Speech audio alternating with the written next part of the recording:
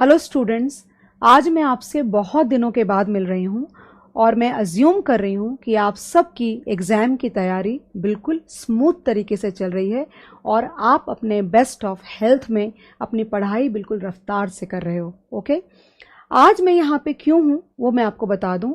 मैं आपसे एक बहुत इम्पॉर्टेंट इन्फॉर्मेशन शेयर करना चाहती हूँ और ये इन्फॉर्मेशन दोनों न्यू कोर्स के स्टूडेंट्स और ओल्ड कोर्स के स्टूडेंट्स के लिए एप्लीकेबल होगा।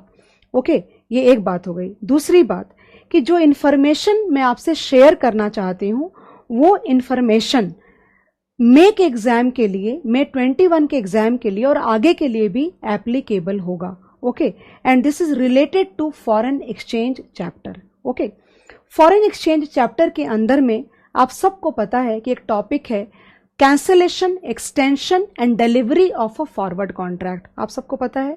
और इन तीनों के अंदर में एक टॉपिक दिया हुआ है late cancellation, late extension and late delivery of a forward contract. अगर नहीं पढ़ा है तो जाके पढ़ो, मैंने बहुत सारे वीडियोस भी इस पे डाले हैं, आप जाके रेफर भी कर सकते हो। ओके, तो आप बोलोगे मैम उसमें क्या चेंज आ गया? तो चेंज ये आ गया गाइस कि हमने चेंज नहीं किया है। देखो आप यहाँ पे स्क्रीन पे फेडाई ने कुछ रूल्स को चेंज कर दिया है और ज्यादा खुशी की बात यह है कि ये देखो, आप डेट देख सकते हो कि ये जो फेडाई का डॉक्यूमेंट मेरे पास में है, ये डॉक्यूमेंट है 2 नवंबर 2020 को।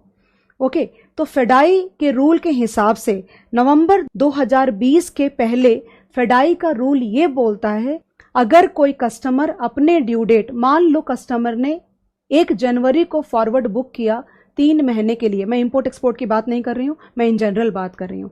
ओके, तो 31 मार्च को उसका कॉन्ट्रैक्ट ड्यू होता है। ओके, तो 31 मार्च उसका ड्यू डेट हो गया। अगर 31 मार्च से लेकर के 15 अप्रैल तक बंदा ना आता है और ना अगर इंटीमेट करता है तो 15वें दिन उसका कॉन्ट्रैक्ट ऑटोमेटिक कैंसिल हो जाएगा। ये बात आप सबको पता है, करेक्ट है।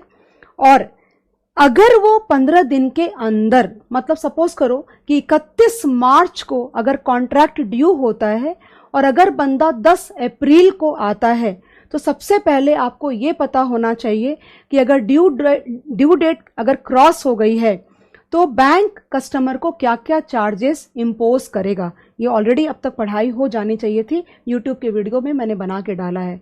अगर मैं एक एग्जांपल लेती हूं कैंसलेशन का, बाकी आपको अपने आप ही समझ जाएगा कि अगर बंदा 10 अप्रैल को सपोज करो आता है तो उस दिन जो स्पॉट की रेट चल रही होगी, किस दिन? 10 अप्रैल को।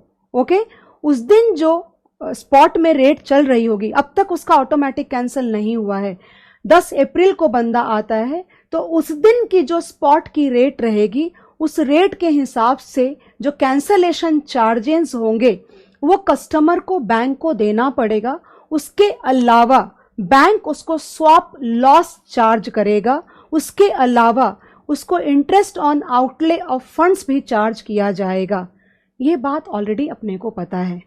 तो अलग क्या हो गया? अलग हो गया फेडाई का जो रूल है, वो ये नया जो रूल आया है, रूल के अंदर ये लोग ये बोलते हैं, देखो यहां पे देखो, रूल यहां पे ये बोलता है, देखो रूल 6 कहता है in the absence of any instructions from the customer wide para 6.12 a contract which has matured shall be cancelled by the bank within the 3 working days after the maturity date। ये नया rule है, मतलब due date cross करने के बाद 3 दिन के अंदर ही कॉन्ट्रैक्ट को ऑटोमेटिकली कैंसिल कर सकता है बैंक। और जो भी कैंसलेशन चार्जेस होंगे, मतलब अगर आप इंपोर्टर हो तो आपने पहले बाय किया होगा, आप कैंसिल करने के लिए सेल करोगे और वो जो डिफरेंस होगा, ओके, वो आप बैंक को पे करोगे। अगर गेन आया तो बैंक आपको वो गेन नहीं देगी। उसके अलावा बैंक आपको स्वैप लॉस चार्ज करेगी, उसके अलावा interest on outlay of funds भी चार्ज किया जाएगा। और पढ़ लेते हैं इसमें क्या लिखा है। Swap cost if any shall be recovered from the customer under advice to him। और क्या लिखा हुआ है? when a contract is cancelled after the maturity date, the customer shall not be entitled to the exchange difference, if any, in his favor, since the contract is cancelled on the account of his default.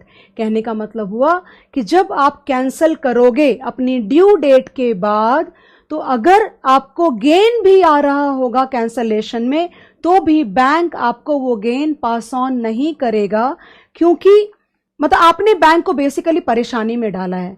अगर loss हुआ तो आपको पे करना पड़ेगा, लेकिन अगर gain होगा तो आपको नहीं मिलेगा। उसके अलावा बैंक आपको स्वैप लॉस चार्ज करेगी, उसके अलावा आपको interest on outlay of funds भी चार्ज किया जाएगा। यानी कि जो रूल 15 दिन का था, 15वें दिन ऑटोमेटिक कैंसिल हो रहा था।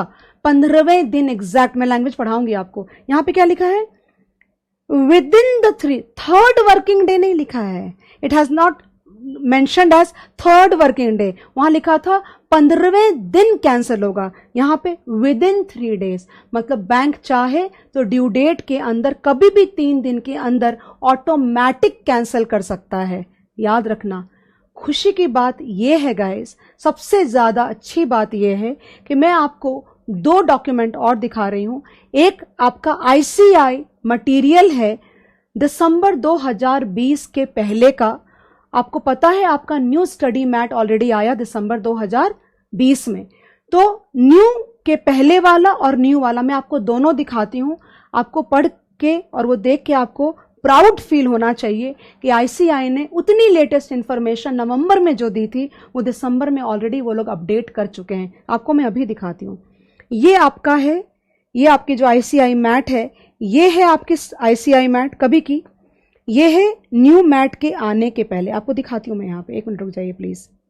देखो यहाँ पे क्या लिखा है। As per FEDAI rule 8, a forward contract which remains overdue without any instructions from the customer on or before due date shall stand automatically cancelled on 15th day from the date of maturity।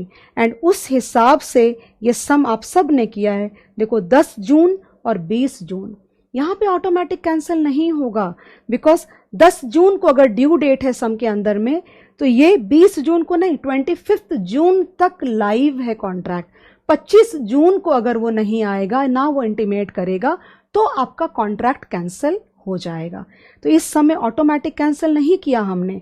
Spot की rate यानी जो आपका contract है वो book हुआ था 64.4 पे, importer है तो उसने 64.4 पे बाय किया होगा। अब वो 63.68 पे, बिकॉज वो 10 जून को नहीं आया, तो स्पॉट की जो रेट चल रही है 63.68 बिड रेट पे सेल करके वो कैंसिल करेगा। और आपको एक और स्टडी मैट दिखाती हूं मैं। ये स्टडी मैट आपकी रही जो आपकी दिसंबर 2020 में न्यू आईसीआई मैट है, उसके अंदर आप देखना क्या लिखा हुआ है। देखो यहां पे, as per FEDAI rule 6, a forward contract which remains overdue without any instructions from the customer on or before due date shall stand automatically cancelled within 3 working days after the maturity date. On 15th नहीं, with in 3 days. लेकिन मेरा आपको यह बोलना है कि ICI ने with in a month आपका पूरा डेटा चेंज कर दिया है। Okay, and let me tell you guys, it takes very good amount of effort to create a content, very good amount of effort, okay, and I really appreciate that and you guys should be proud of that, okay। अब देखो सम भी change किया है इन लोगों ने। देखो 10 जून 13 जून, वहां पे क्या था 10 जून 20 जून। 13 के आगे तो क्या होगा, 13 के आगे तो क्या होगा, ऑटोमेटिक कैंसिल हो जाएगा ना।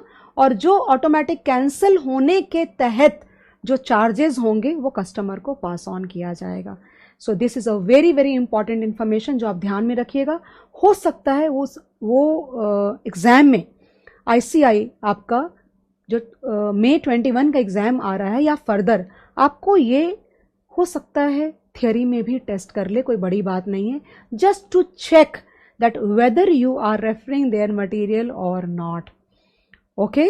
और या फिर सम भी अगर आता है तो ये ध्यान देना कि अगर तुमको ये चीज नहीं पता है, फेडाई का ये रूल अगर तुमको नहीं पता है, तो 13 जून के हिसाब से अगर 14 जून दे दिया, तो अगर तुम पुराने डेटा के हिसाब से चल रहे हो तो तुमको पता भी नहीं होगा कि अगर 10 जून की जगह 13 जून की जगह अगर मैंने 14 जून दे दिया, 14 जून, तो आपका कॉन्ट्रैक्ट 13 तारीख को ही ऑटोमेटिक कैंसिल हो गया और सारी रेट्स 13 की लगेंगी, 14 की फिर नहीं लगेंगी, बिकॉज ऑटोमेटिक कैंसिल हो जाएगा। तो आप तो 15 दिन का सोच के चलोगे। इसलिए keep studying, be updated. Thank you so much and all the best for the exams.